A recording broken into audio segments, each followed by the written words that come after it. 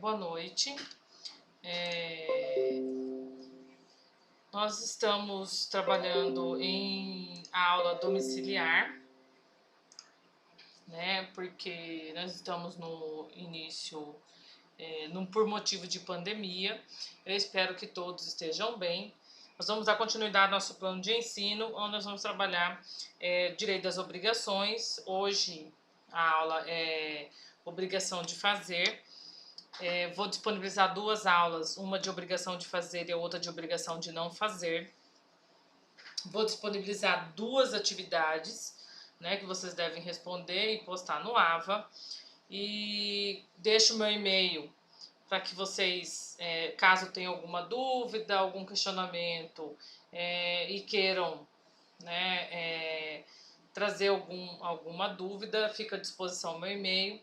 Vocês também possuem um AVA, né, que há uma aba onde vocês podem mandar mensagem para mim. Eu estou à disposição de um horário comercial e alguns dias à noite, tá, atendendo vocês. Então nós vamos dar continuidade às nossas aulas. Eu espero muito que esse momento termine o mais rápido possível, para a gente continuar nossos afazeres presencialmente. Mas enquanto não temos condições, né, a instituição e nós vamos trabalhar em regime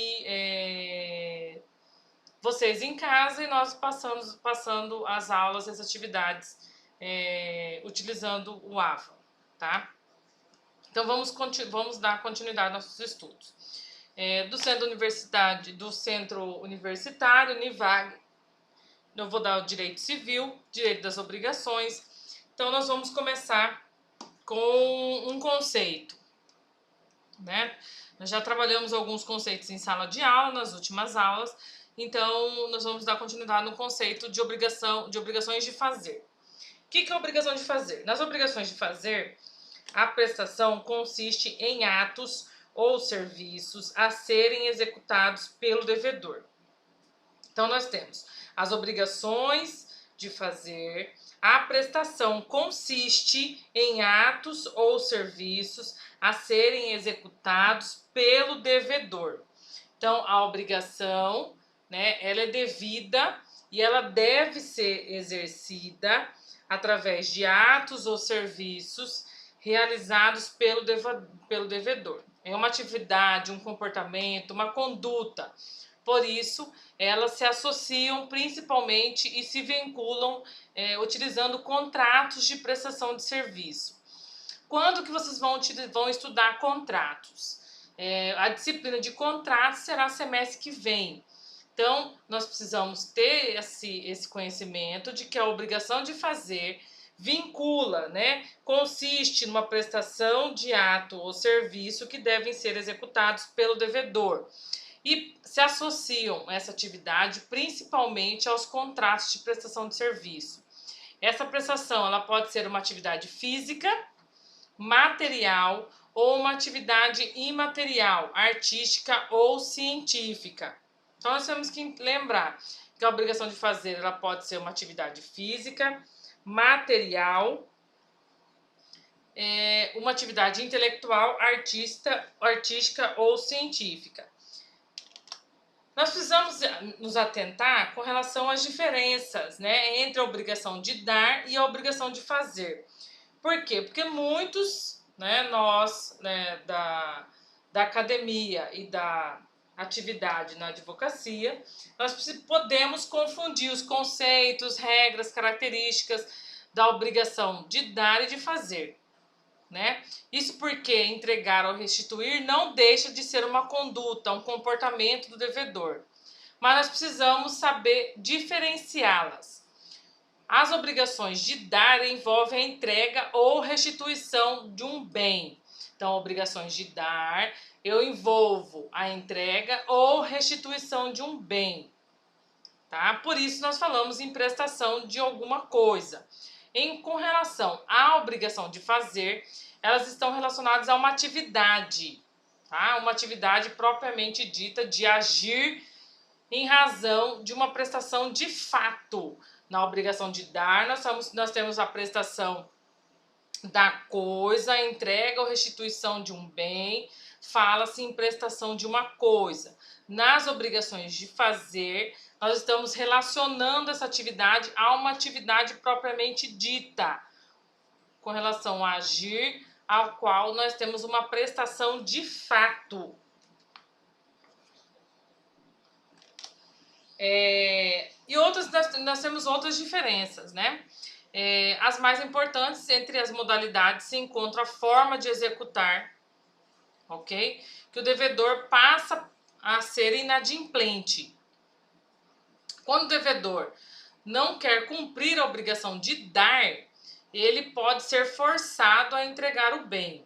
Nós falamos nas últimas aulas, quando o devedor ele assume essa obrigação, ele tem a obrigação de dar, ele não faz, ele pode ser forçado, né, por meios judiciais. Esses meios judiciais podem ser utilizados pelo credor para que use a força judicial para entregar esse bem. Então, nós temos vários dispositivos que estão dentro do Código de Processo Civil, que vocês vão ver durante o curso de Direito, e que são utilizados para fazer com que o devedor, né, cumpra a obrigação de dar ao credor. Então, nós temos a busca e apreensão, emissão de posse e outros instrumentos que estão disponibilizados no Código de Processo Civil, que é diferente de uma obrigação de fazer, que ela não é tão simples exigir esse cumprimento da prestação específica, né? Ela é um pouco mais difícil, um pouco mais complexa em fazer essa obrigação de fazer ser atendida. Então, nós vamos ver alguns exemplos, né? 2 exemplos que eu trouxe nessa aula com relação a deixar, né? O devedor deixa de entregar o bem e aí o credor ele busca auxílio judiciário. Quando, né, em um contrato de compra e venda, Carlos e Pedro, né, fazem o contrato de compra e venda e depois que é pago, Pedro se nega a entregar o bem. Ele resolve não entregar o bem, mas Carlos já pagou, né? Então, ele já cumpriu a parte dele. Carlos pode, né, utilizar do poder judiciário e levar esse conflito ao judiciário para, através do judiciário, ele ter o bem em suas mãos. Então, ele pode usar o Instituto da Busca e Apreensão para obrigar Pedro a entregar o bem como foi acordado entre eles. No outro exemplo, Carlos contrata Pedro, marceneiro, para fazer uma estante simples, vamos imaginar uma estante simples. Depois que foi pago a estante, né, o marceneiro se nega a fazê-la, né? E nós não temos, o Carlos não tem como obrigá-lo a cumprir essa prestação específica.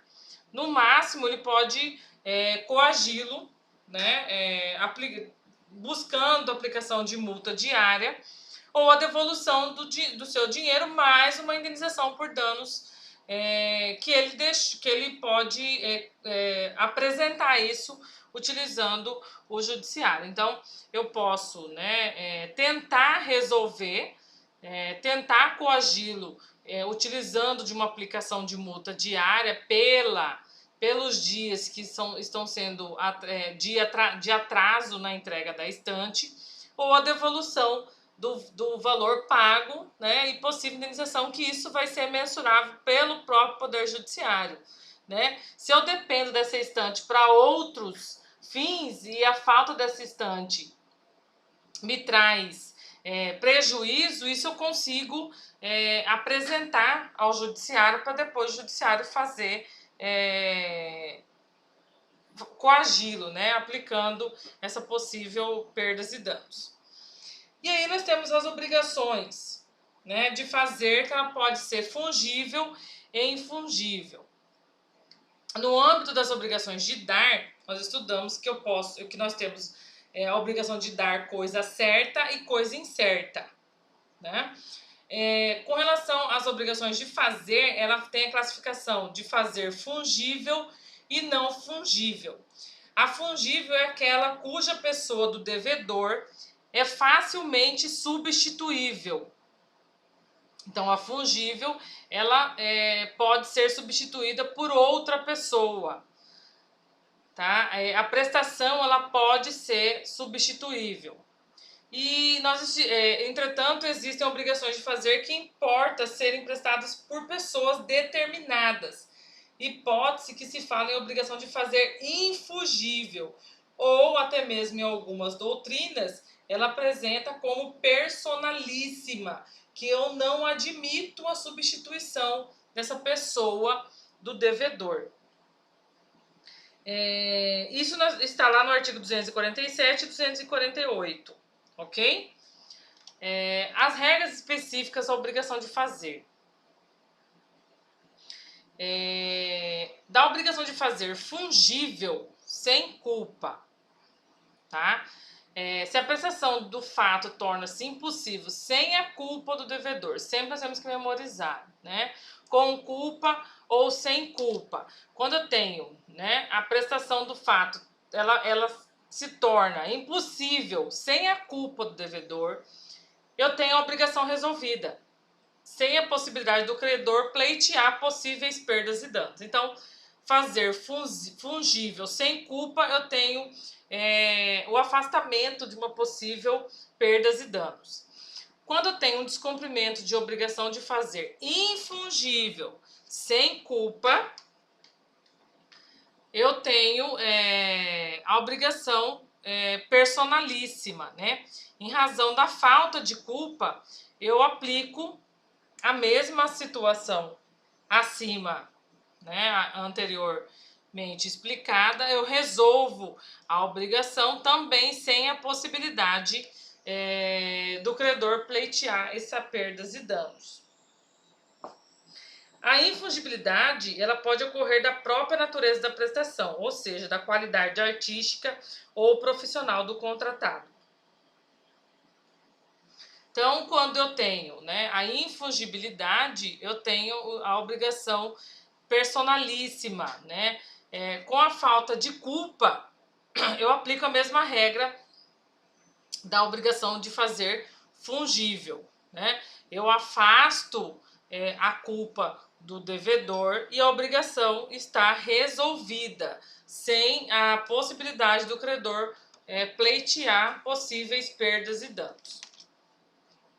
Quando eu tenho descumprimento da obrigação de fazer infungível com culpa, né? Quando ele se recusa, é um ato de vontade, ele se recusa a prestar a obrigação personalíssima, tá? Ele tem o dever de indenizar o credor por perdas e danos. E outra medida não poderia ser tomada, pois a pessoa do devedor não pode ser substituída. Então, quando eu tenho, né, a impossibilidade, ele se recusou, né, ele se recusa a fazer esse ato, essa obrigação. E ele não tem como... não há uma justificativa, né? Foi um ato de vontade própria, né? E como é uma obrigação personalíssima, ele deve indenizar o credor por perdas e danos. A recusa do devedor em cumprir a prestação a ele só imposta, só por ele, traz qualidades pessoais. E a obrigação é personalíssima, né? Como nós falamos, em algumas obras, ela é também apresentada como infungível. Haverá responsabilização pelo pagamento de perdas e danos. Por quê? Porque ele se recusou, simplesmente houve uma recusa em não realizar o ato por vontade própria, então ele não está eximindo não está sendo excluída a possibilidade de pagar essa possível indenização ao credor por perdas e danos. Quando eu tenho o descumprimento de obrigação de fazer fungível com culpa, se o devedor ele se recusa, né, a prestar aquela obrigação, a atividade ela pode ser, a atividade pode ser executada por terceiro, né, por ser uma obrigação fungível, o credor pode mandar outra pessoa executar aquela prestação às custas do devedor, sem prejuízo de indenização cabível, tá? Só que essa restituição, né, ela não é simples, não é tão simples de ser aplicada. Lá no artigo 249, né, nós devemos observar que o credor ele deverá ingressar ao judiciário e provar que o devedor não cumpriu a obrigação por culpa. Eu vou ter que caracterizar isso, demonstrar isso, né? Por quê? Porque aí o judiciário poderá autorizar o cumprimento dessa obrigação e os custos ficarem ao devedor. Em caso de urgência, né, poderá o credor, independente de autorização judicial, executar ou mandar executar para depois ele ser ressarcido. Então, para fazer, né, para que a prestação para a obrigação seja cumprida por terceiro, eu preciso comprovar isso judicialmente, né, que houve o não cumprimento da obrigação por culpa. E aí o juiz transmitir essa obrigação a terceiros, né, sendo de responsabilidade as custas dessa atividade realizada pelo terceiro a ser paga pelo devedor. Então, nós terminamos a questão da obrigação de fazer e no próximo vídeo eu deixo para vocês a aula de obrigações de não fazer, tá? Obrigada, até logo.